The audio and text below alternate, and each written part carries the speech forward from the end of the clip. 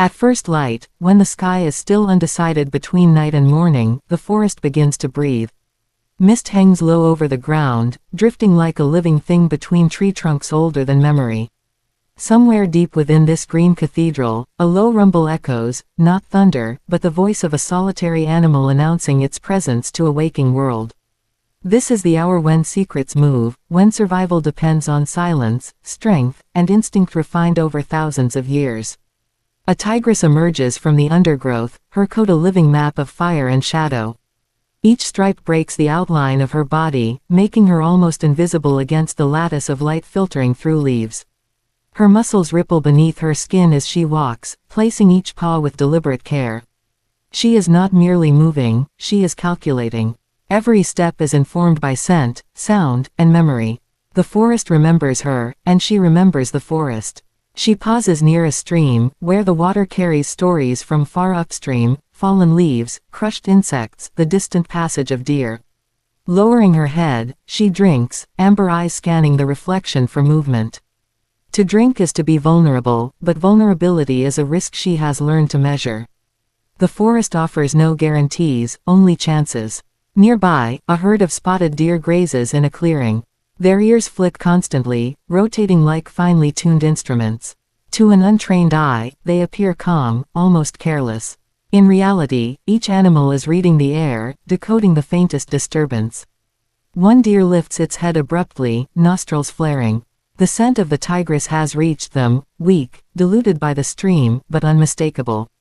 A ripple of tension passes through the herd. Muscles tighten, hooves shift. The tigress lowers her body, flattening herself against the earth. This is the moment where generations converge. Her ancestors hunted like this, and their ancestors before them. The distance between predator and prey is not just physical, it is evolutionary. She moves when the wind favors her, freezing when it betrays her. Time stretches, compresses. A minute feels like an hour. Then, with explosive force, she launches. The forest erupts, birds scatter, deer bolt in all directions, the air fills with the sound of pounding hooves. The chase is brief and brutal. In seconds, it is over. The forest falls silent again, as if holding its breath. Life has ended so another life may continue. There is no cruelty here, only balance. As the sun climbs higher, the forest reveals other residents. A troop of langur monkeys leaps through the canopy, their long tails acting as counterweights. They bark warnings, not just to one another, but to the entire forest. Their alarm calls are a public service, a shared language understood across species. Even the birds respond, adjusting their songs, altering their movements. High above, a crested serpent eagle circles slowly, eyes scanning for a flicker of movement on the forest floor. Its wings catch the sunlight, each feather edged with gold. For this hunter of the sky, patience is everything. It can wait for hours for the perfect moment, conserving energy, trusting the inevitability of opportunity. Beyond the forest, the land opens into grassland where a family of elephants moves steadily across the plain. The matriarch leads, her ears torn by age, her tusks worn smooth. She carries the map of the land in her mind, water holes remembered from decades past, paths safe from danger. The younger elephants follow closely, their trunks exploring, learning. When one calf stumbles, the others close in, forming a living wall of protection. They reach a dried riverbed where only damp sand remains. The matriarch stops, sensing something invisible. With slow, practiced movements, she digs into the sand with her trunk and foot. Soon, water seeps up from below. The herd drinks deeply. This knowledge, where to find water when none appears to exist, is not written anywhere. It lives only in memory, passed down through generations. As afternoon heat settles in, activity shifts. Nocturnal creatures retreat, diurnal ones seek shade. Under a fallen log, a pangolin curls into a tight, armored ball, it scales a miracle of natural engineering. Nearby, ants march in disciplined lines, carrying fragments of leaves many times their size. To them, the forest is a city, every trail a road, every scent a signpost. At the edge of a wetland, a crocodile lies motionless, mouth slightly open. Birds hop fearlessly across its back, plucking parasites from its scales. This uneasy alliance benefits both. The crocodile conserves energy, the birds get a meal. In the wild, cooperation often hides within danger. As the day begins to fade, the wetland comes alive. Frogs call in a rising chorus, each species with its own rhythm, its own pitch. Fireflies emerge, blinking like fallen stars.